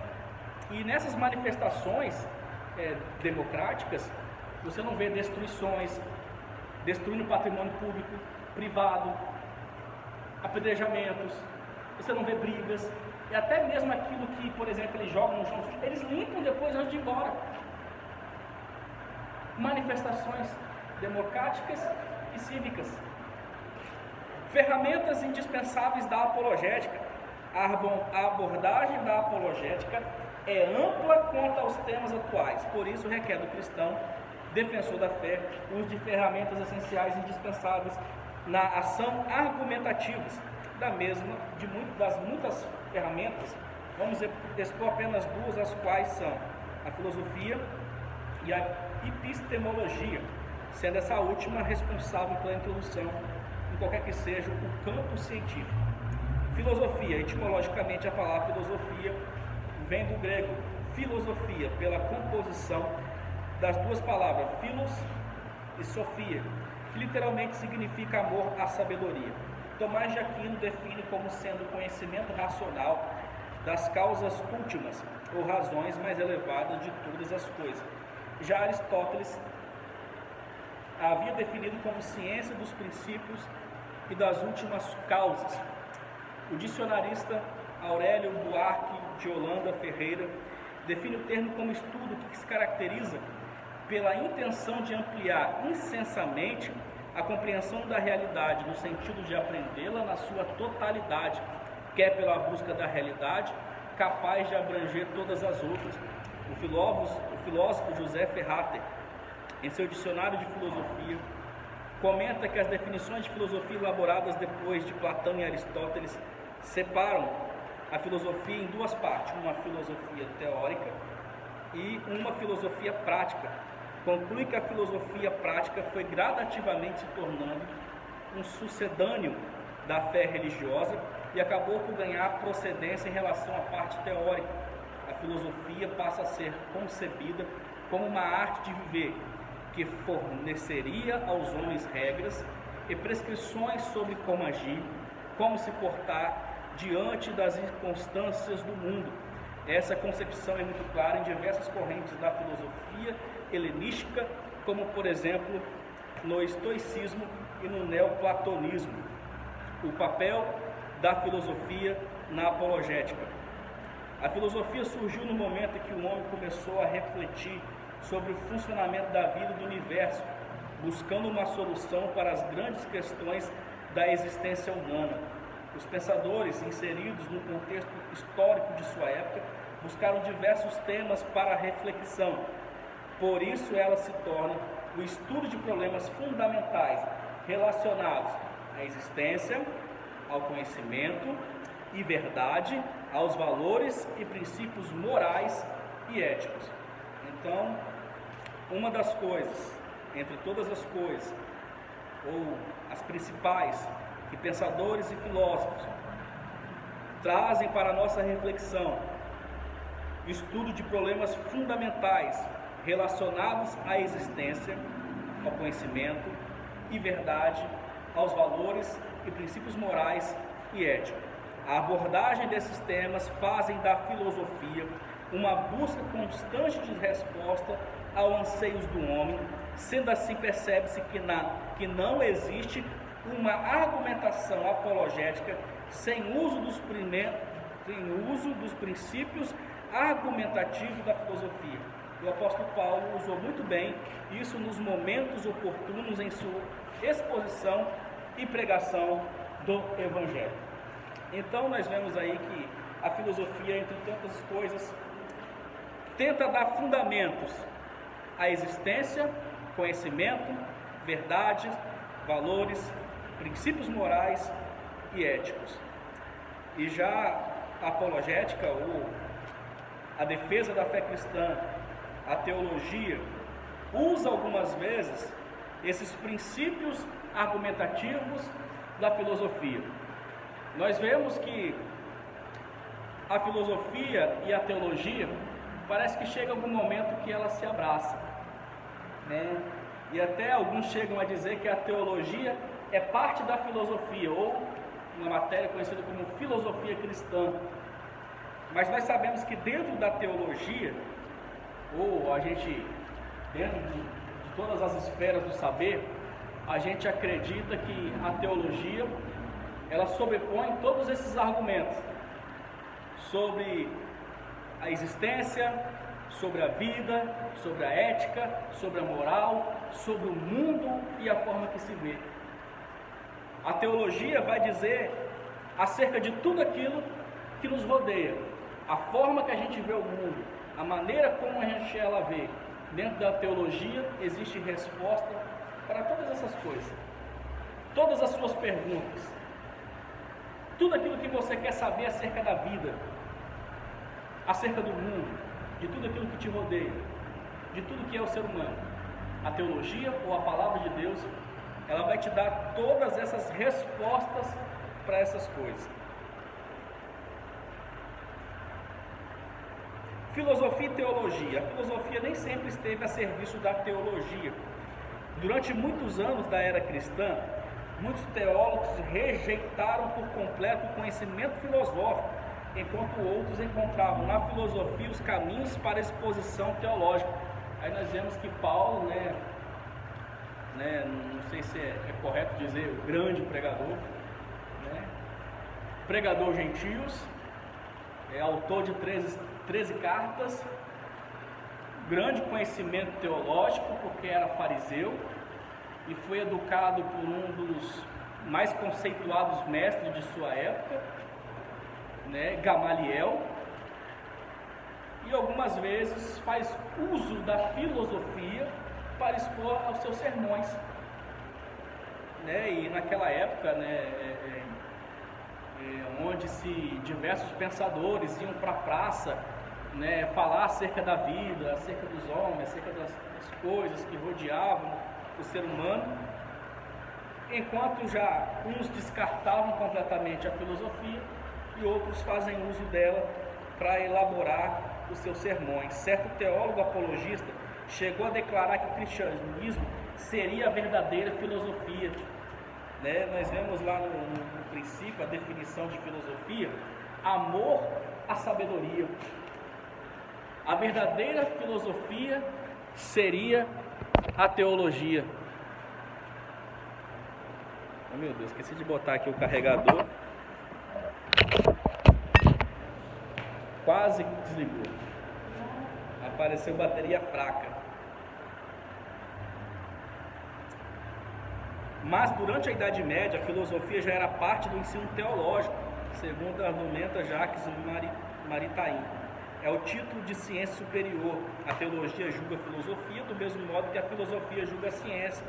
Maritain apresenta muitos pontos negativos, como a filosofia na teologia, quando parte do princípio que a teologia, pois controla e mantém sob suas dependências e conclusões emitidas pelos filósofos, e que os princípios da filosofia bastam a si mesmo e não derivam dos princípios da teologia, mas expõe surpreendentemente a seguinte conclusão: por outro lado, a filosofia presta enormes serviços à teologia, enquanto é empregada pela teologia. De fato, a teologia usa a verdade estabelecida pela filosofia para suas próprias demonstrações.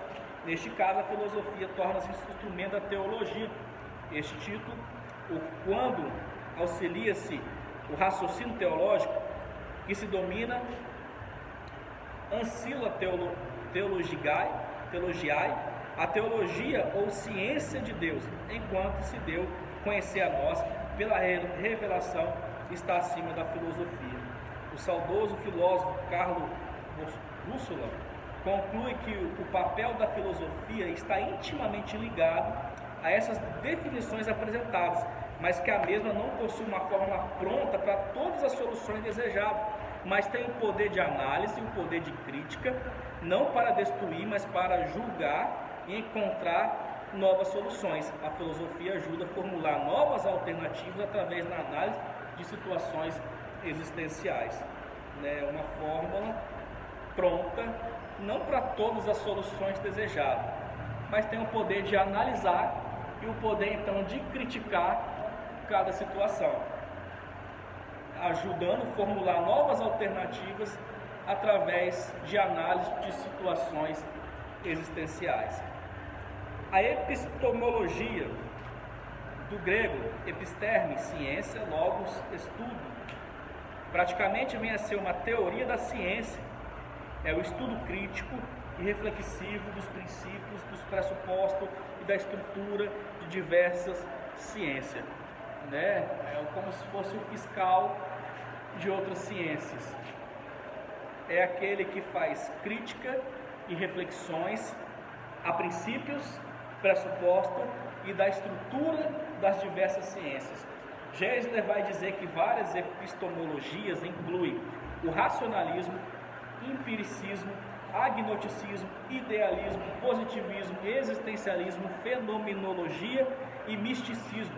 A epistemologia discute se as ideias são inatas ou se nasce como uma tábula rasa, isto é, um quadro negro e vazio.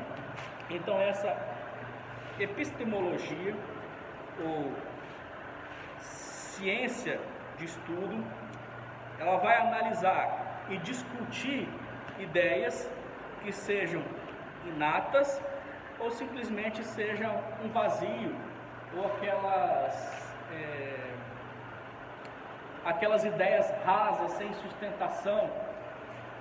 Ela também se ocupa com o teste da verdade e verifica ideias verdadeiras apenas são coerentes ou se precisam de uma base suprema em primeiros princípios autos evidentes. A epistemologia também lida com a certeza e a dúvida. O agnosticismo afirma que não podemos conhecer a realidade. O nível da certeza de que conhecemos varia entre a baixa probabilidade e a necessidade racional. Então a epistemologia, ela vai colocar à prova o conhecimento, a ciência, as ideias, os pressupostos e vai averiguar se de fato é a verdade. Divisão da epistemologia. Divisão que fazemos dessa matéria é de certo modo embrionária, como revelam aspectos diversos da mesma. É útil precisá-la. Para melhor esclarecimento, podemos dividi-la em 3 partes, como nos apresenta a famosa enciclopédia britânica, Epistemologia Geral. Pretende apresentar e analisar o pensamento científico contemporâneo na sua dialética e estrutura interior, mostrando suas conexões de verdade e sua autêntica novidade. Pode-se desdobrar em condições gerais sobre a ciência ou em considerações particulares sobre cada ciência. A ciência é uma construção mental orientada por aquilo que chamamos de fatos. Esses fatos são constituídos por aspectos do mundo acessíveis à nossa experiência. A epistemologia tem por objetivo o saber científico. A verdadeira ciência, ela só existe na observação. Por que se fala assim, a teoria do Big Bang? A teoria da evolução. Por que chama de teoria? Porque não existe comprovação científica. Então são teorias. Quando a gente fala por exemplo, o criacionismo, ou seja, Deus criou os céus e criou a terra e tudo que nele existe, para eles também é uma teoria. Porque a gente está falando de algo que não existe comprovação científica.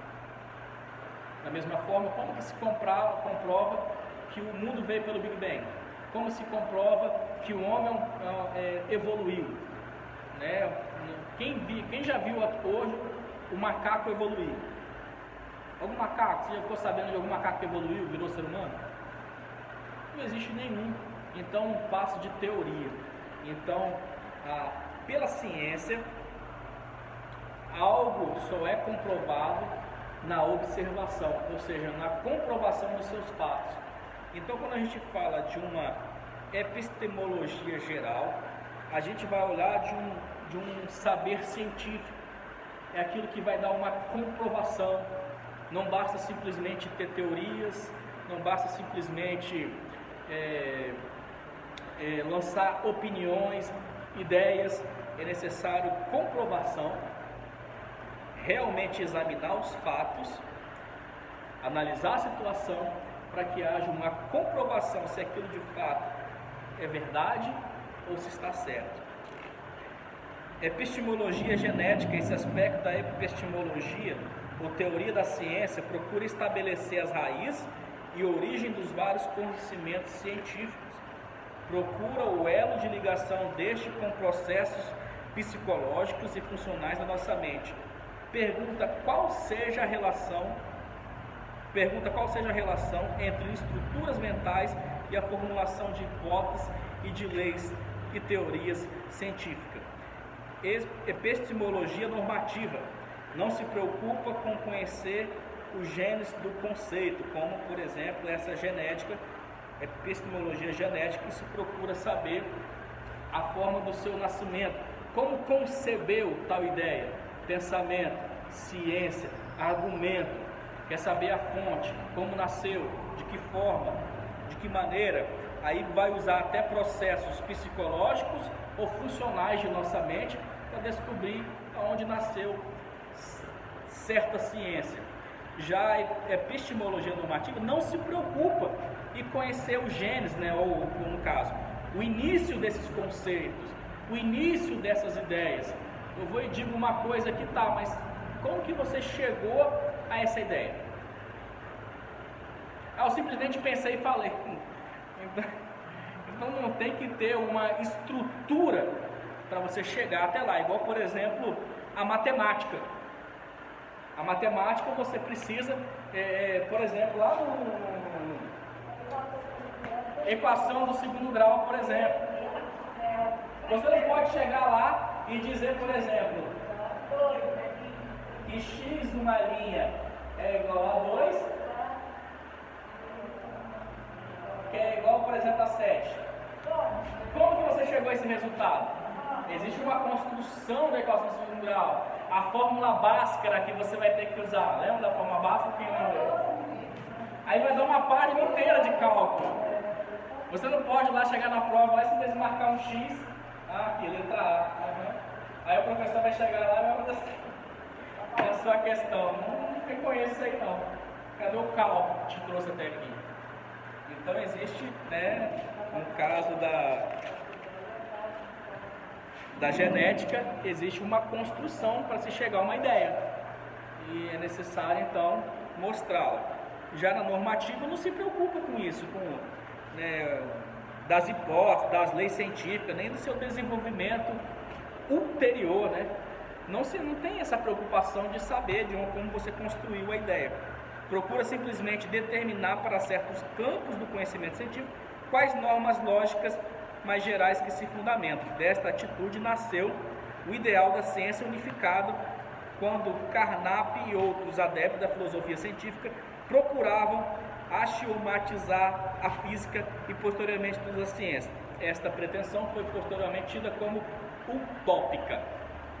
Né? O que é a utopia? Né? É algo surreal.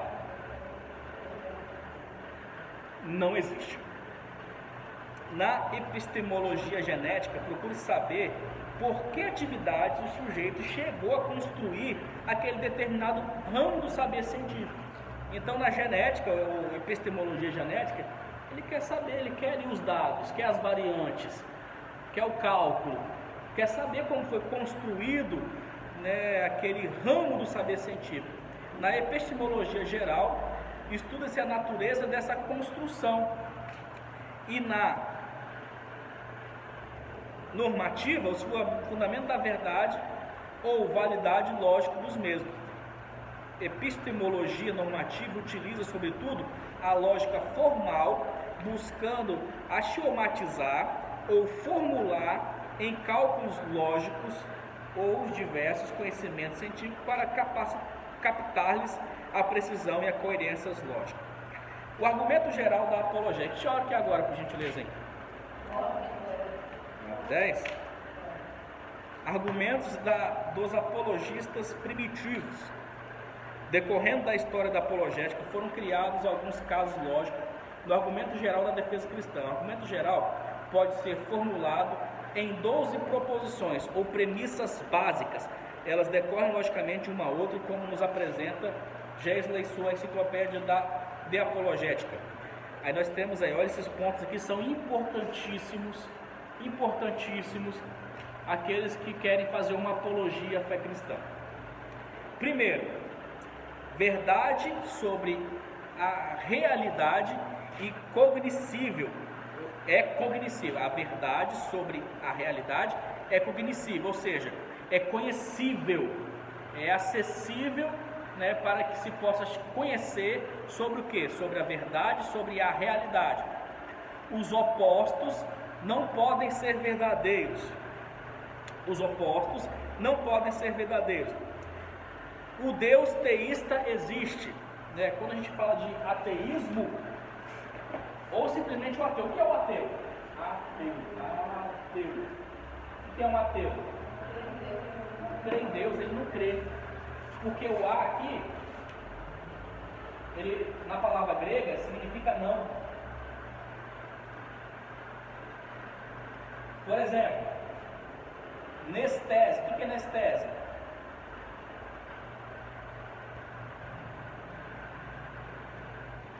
Dor. E anestésia? Não dor. Quando você não quer sentir uma dor, vai fazer uma operação, você toma o que? Uma anestesia. Então, não dor, anestesia, dor, e o a, a palavra grega não dor. E o ateu, então se não tem o a, que significa o teísmo? A crença que Deus existe. O ateísta não crê, mas o teísta crê. Os milagres são possíveis. São possíveis ou não são? São possíveis, temos que defender isso. Os milagres são realizados junto com uma afirmação verdadeira. São atos de Deus para confirmar sua verdade por meio do seu mensageiro. Os documentos do Novo Testamento são confiáveis. São ou não são? São confiáveis. Como documento do Novo Testamento, Jesus firmou ser Deus. Ou seja, temos que defender, Jesus é Deus. A reivindicação da divindade de Jesus foi provada pela convergência singular dos milagres. Porque os milagres que Jesus fazia, citar mortos, né, era uma coisa que nos dá a entender sobre a divindade de Jesus. Portanto, Jesus era Deus em carne humana. Mesmo sendo carne humana, Jesus também era Deus. Tudo que Jesus, que é Deus, afirmou ser verdadeiro, é verdade. Se Jesus é Deus, se Ele falou, eu acredito. Jesus afirmou que a Bíblia é a palavra de Deus, porque Ele disse: Pai, guia-os na verdade, a Tua palavra é a verdade. Então eu tenho que defender que a palavra de Deus é a verdade. Alguns itens que a gente tem que defender. Portanto, é verdade que a Bíblia é a palavra de Deus, e tudo que se opõe a qualquer verdade bíblica é falso. O Desafio da Fé, o Dr. Alderi Souza de Matos, apresenta uma resenha traduzida na argumentação de Lee Strobel, intitulada Em Defesa da Fé, onde inicia declarando que um dos maiores desafios enfrentados pelos cristãos é a existência de certas questões espinhosas levantadas pelos céticos que parecem pôr em xeque algumas afirmações centrais da fé cristã. Isto vem acontecendo desde os primeiros tempos da igreja, como comprovam todos os documentos do Novo Testamento com os escritos apologistas e polemistas. Para Alderi, o mundo contemporâneo, ou seja, os dias de hoje, isso aqui lá em 2002 também, né? Secularizado, pluralista, herdeiro do iluminismo e do racionalismo, continua a fazer formidáveis questionamentos à fé cristã, como obstáculo para muitos descrentes e uma fonte de incerteza para um grande número de cristãos. E até nos dias de hoje isso acontece, esses questionamentos à fé cristã acaba sendo um obstáculo para os descrentes. E nós vamos ver algumas questões um pouco mais à frente. E incerteza a um grande número de cristãos, porque até cristãos têm dúvida dessas coisas. E essas objeções concentram-se em torno de questões como a fidedignidade da Bíblia. A Bíblia realmente ela é fiel? A gente pode acreditar nela 100%? A veracidade das alegações cristãs, bem como a natureza do caráter de Deus, ela apresenta a obra de Strobel, a sua finalidade. O jornalista pastor norte-americano Lee Strobel, residente em Orange County, Califórnia, resolveu examinar especificamente a questão da fé e da dúvida diante das dificuldades intelectuais e teológicas levantadas pelos críticos do cristianismo. Ele identificou 8 dessas objeções mais contundentes e entrevistou um igual número de especialistas cristãos no sentido de respondê-los de maneira relevante para o homem moderno. Com isso, o livro Strobel dá continuidade a uma série de apologéticas que começou com a defesa de Cristo. Então, esse homem levantou algumas questões, né, que são uma questões da fé, da dúvida, de dificuldades intelectuais e teológicas pelos críticos do cristianismo, algumas certas dúvidas da nossa fé cristã, e pegou o mesmo número de intelectuais ou de pessoas que podiam dar uma resposta a essas dúvidas. Então ele levantou 8 questões, que às vezes é dúvida no meio cristão, que é uma barreira para os não crentes virem para a igreja. Então pegou 8 camaradas fera para dar essas 8 respostas sobre essas questões, que pode esclarecer tanto para cristãos e para aqueles que não são crentes, uma forma de barreira a não se converter à fé cristã. Prossegue mostrando no artigo que o ponto da partida de Strobel é a história de Charles Templeton, um jornalista que se converteu, abraçou o ministério pastoral e tornou-se companheiro de Billy Graham. Billy Graham morreu alguns anos atrás aí, e foi um dos maiores pregadores, apologistas, evangelistas do século atual. Billy Graham, hoje ele tem lá a sua filha ainda e o seu filho que levam o seu legado, mas Billy Graham fez no último século uma das maiores cruzadas, ainda das últimas, né, cruzadas que se faziam espalhadas pelo mundo afora. Billy Graham foi uma pessoa importantíssima, não só nos Estados Unidos, mas para toda a fé cristã. E esse homem que se converteu foi companheiro de Billy Graham, acompanhou ele em cruzadas, né, acompanhou Billy Graham no seu dia a dia. E vamos continuar lá para a gente entender. Pouco depois, no entanto, Templeton foi vencido pela incredulidade, abandonou suas convicções cristãs, eventualmente escreveu um livro sobre suas experiências intitulado Despedindo-se de Deus. Olha o tema do livro dele. Minhas razões para rejeitar a fé cristã. Ao ser entrevistado por Strobel, o ex-pregador afirmou que o fato específico que levou a perder a fé em Deus foi uma fotografia publicada na revista Life. Nessa foto, tirada durante uma seca devastadora, uma mulher africana segurava nos braços um filhinho morto e olhava para o alto com uma expressão de desalento. Templeton disse que a partir daquele momento ficou difícil acreditar em um Deus amoroso e misericordioso. Um ex-pregador, ex-seguidor de Cristo, companheiro de Billy Graham, desviou-se do caminho da fé, e uma das coisas que levou ele a se afastar foi quando ele viu uma foto na revista Life de uma mulher africana segurando um filho morto nos seus braços e com a expressão, né, de desalento. E ali Templeton disse que a partir daquele momento ficou difícil acreditar em um Deus amoroso e misericordioso. Isso aconteceu durante uma seca devastadora. Aí traz então essas 8 questões que nós vamos ver agora e as 8 respostas. 8 objeções examinadas por Strobel. Aí eu quero que vocês já pulem para a página 19, lá no finalzinho dela. A primeira: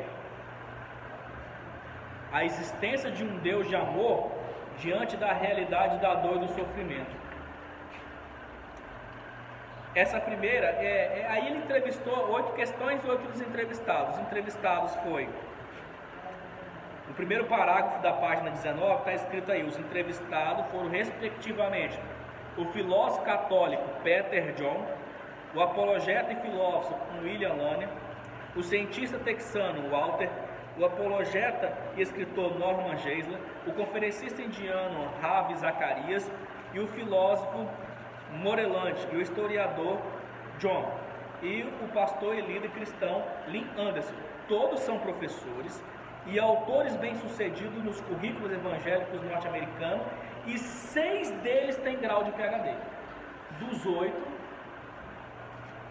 6 têm PhD. O que é PhD? PhD é o maior nível do conhecimento acadêmico, acima de doutorado. O cara é PhD. Então 6 dele eram especialistas, não vou dizer nem no assunto, é muito mais do que isso, E eles tiveram agora 8 perguntas, 8 respostas. Eles responderam. A primeira, a existência de um Deus de amor diante da realidade da dor e do sofrimento. Essa primeira objeção abordada é reconhecidamente uma das mais difíceis de responder. O entrevistado argumenta que o poder, a onisciência e a bondade de Deus não conflitam com a existência do mal. Este não é, de modo algum, resultado da ação divina, mas decorre das escolhas humanas e do livre-arbítrio. Aula passada nós estudamos falando sobre o mal. Por que Deus não acaba com o mal? Porque se acabar com o mal só existe o bem. Se só existe o bem, não existe escolha, não existe livre-arbítrio, porque só existe o bem, só quer fazer o bem. Então o mal e o bem, existe uma escolha, ou ser mal ou ser bem, ou fazer o mal ou fazer o bem. E por que Deus não aniquila o mal? Porque não dá uma escolha para o ser humano. Então, até o momento só existe o mal. O homem, Adão, praticou o mal. Deus podia aniquilar todos e acabar com o mal, mas pelo contrário, deu um caminho para que o homem praticasse o bem. E ele voltasse de forma voluntária e escolhesse essa prática do bem. Essas objeções... Oh meu Deus, acho que está errado. Não haveria verdadeira liberdade no ser humano sem possibilidade de escolha do mal. Isso levanta uma pergunta que deixa de ser respondida. E na eternidade, onde não mais existirá possibilidade do mal, as pessoas não serão livres? Ou seja, não terão mais direito de liberdade assim, né, de direito de livre-arbítrio? Justamente a resposta foi que eu dei agora há pouco. Existiu o mal e o bem, e o mal existiu após uma escolha errada de Eva e Adão.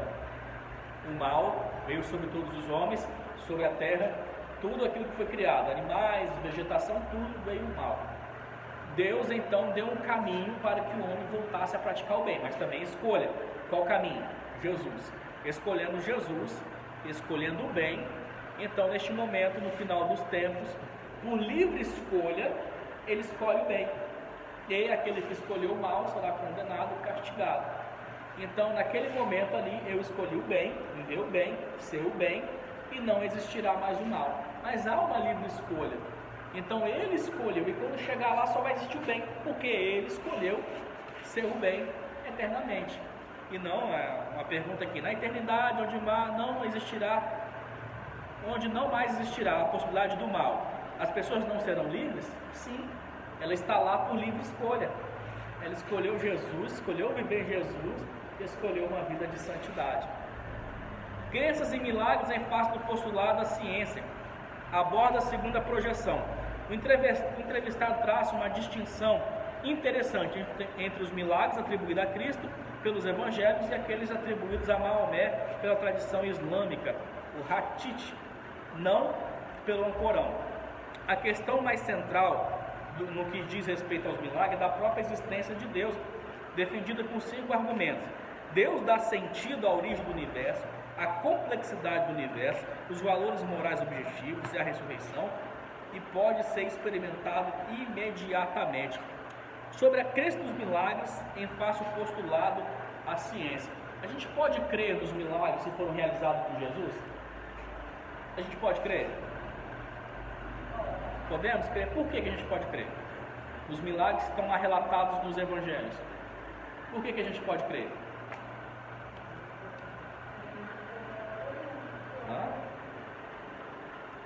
Por que a gente pode crer?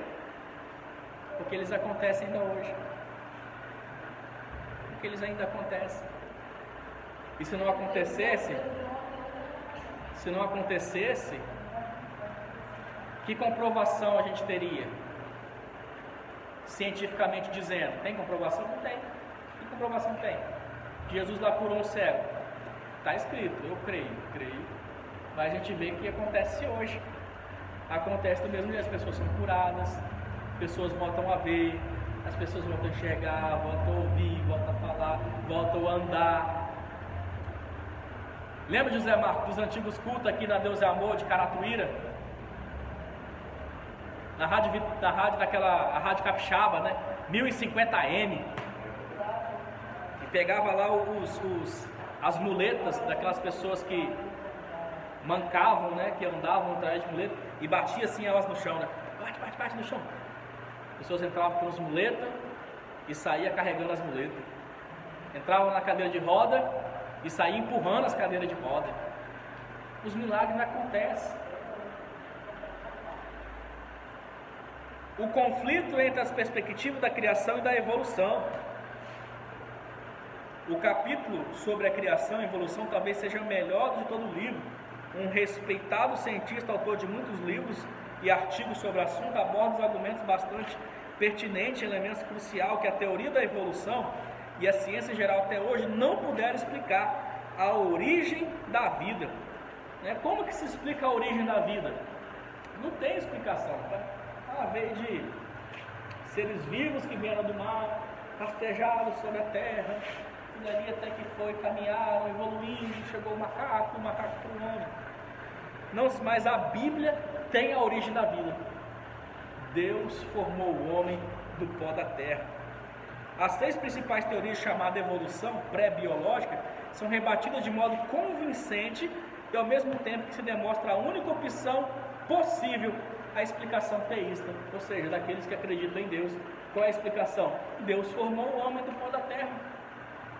E quando há um estudo acerca dos elementos que compõem o corpo humano, sim, isso é cientificamente comprovado, vai se encontrar material de terra, barro, justamente aquilo que Deus formou o homem do pó da terra. Você sabe o que significa a palavra Adão? Por que Deus chamou o primeiro humano de Adão? A palavra Adão, na palavra hebraica, significa vermelho. Por que vermelho? Veio da terra.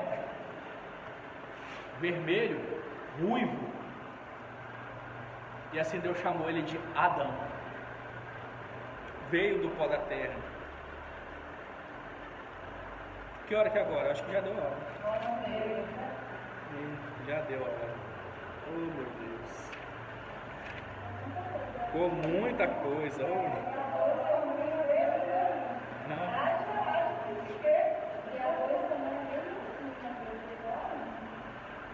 A 2 é de 30, são 28 páginas. Eu acho que vai ter um aqui que é pouco.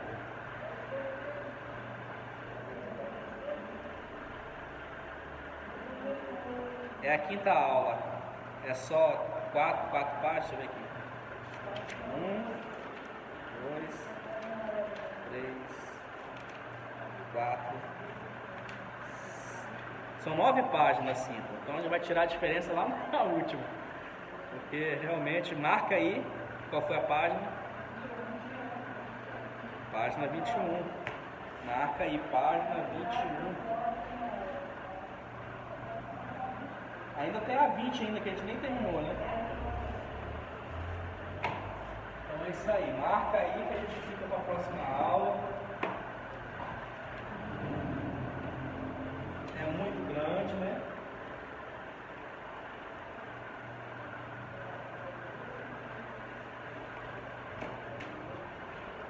O assunto é bacana, né?